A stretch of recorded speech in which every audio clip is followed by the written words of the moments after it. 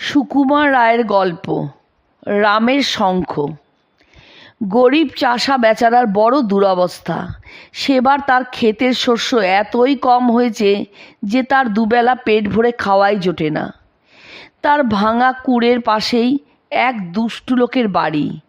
সে অনেক গরিব লোককে ফাঁকি দিয়ে দেদার টাকা আর মস্ত দালান করেছে।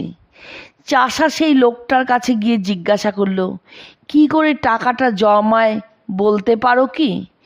দুষ্টু লোকটা ভালো মানুষের মতো মুখ করে বলল, রাম রাম জপ করো, টাকা তিনিই দেবেন।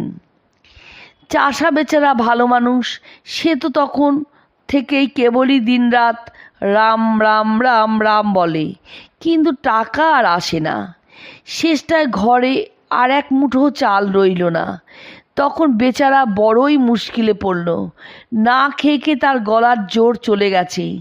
রাম রাম করতে পারে না, অথচ টাকা না হলেও চলে না। রাম রাম ছাড়বারও জো নেই। বেচারা চি চি করে নাম জপ করছে।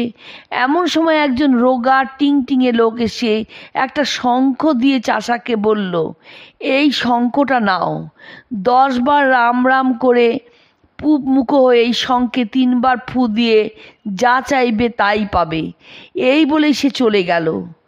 চাষা তো তখনই 10 বার রাম নাম করে পূব মুখ হয়ে শঙ্খে 3 বার ফু দিয়েই বলল, পোলাও, মাংস, তরকারি, পায়েস, মিঠাই এই সব চাই। অমনি থালা ভরা সুন্দর সুন্দর খাবার এসে হাজির। বেচারা তখন পেট ভরে খেয়ে বাঁচল। আর পরের দিন যখন সেই দুষ্ট লোকটার সঙ্গে চাষার দেখা হলো, তখন সে চাষাকে জিজ্ঞাসা করলো, কি ভাই, তোমার আজ এত ফুর্তি কেন? রাম নাম করে বুঝি মেলাই টাকা পেয়েছ? চাষা বেচারা ভালো মানুষ, সেসব কথা তাকে খুলে বলল। কেবল শঙ্খটা কি করে বাজাতে হয় তা বলল না। দুষ্ট লোকটার বড় হিংসা হলো। সে রোজই শঙ্খটার লোভে চাষার বাড়ি যাওয়া আসা করতে লাগলো। আর একদিন সুবিধা বুঝে সেটাকে চুরি করলো। কিন্তু সেটা চুরি করেও তার কোনো ভালো হলো না। বাড়ি গিয়ে সেটাকে সে কত রকম করে বাজাতে লাগলো আর নানান জিনিস চাইতে লাগলো, কিন্তু কিছুই পেল না। শেষটায় খুব জব্দ হয়ে চাষার কাছে ছুটে গেল আর বলল, তোমার শঙ্খটা আমি চুরি করেছি। তুমি যদি প্রতিজ্ঞা করো যে ভবিষ্যতে তুমি শঙ্খের কাছ থেকে যা কিছু জিনিস নেবে তার দ্বিগুণ জিনিস আমাকে দেবে, তবে তোমাকে সেটা ফিরিয়ে দেব।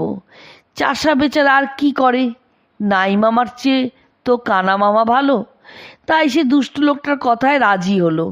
তখন থেকে শঙ্খের কাছে সে যা কিছু জিনিস পায়, দুষ্ট লোকটা তার দ্বিগুণ জিনিস পায়। শেষটা একবার সে দেশে ভয়ানক গরম পড়ল। বৃষ্টি বন্ধ হলো আর নদী, পুকুর, কুয়ো সব শুকিয়ে গেল। তখন চাষা শঙ্খের কাছে একটা জল ভরা কুয়ো চাইল। অমনি তার বাড়িতে একটা সুন্দর ঠান্ডা জলের কুয়ো হলো। আর সেই দুষ্ট লোকটার বাড়িতে 2টো সুন্দর কুয়ো হলো। চাষার এত হিংসা হলো যে তার আর রাত্রে ঘুমই হলো না। সে কেবল ভাবতে লাগলো কি করে দুষ্ট লোকটাকে জব্দ করবে।